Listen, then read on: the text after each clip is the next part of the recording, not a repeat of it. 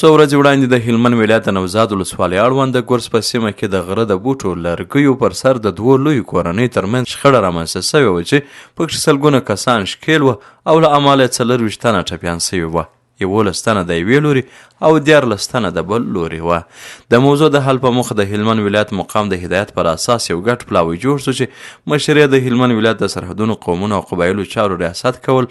په یاد پلاوی کې د ولایت مقام په استازیتوب اداري اصلاحاتو رئیس، د علماو شورا 3 تنه استازي، د امنیه قومندانۍ اداري مرستیال، جنایي پیښو پر وړاندې مبارزې امیر، د استخباراتو ریاست استازي، د نوزاد ولسوالۍ امنیه قومندان، د استخباراتو امیر او اړوند مسؤلینو ګډون درلودی.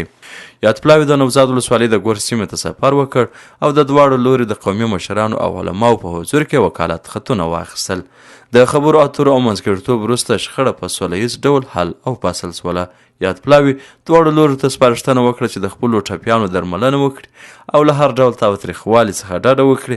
په پایله کې د دواړو کورنیو ترمنځ د ورورولۍ فضا رامنځته او شخړه پای ته ورسېدله.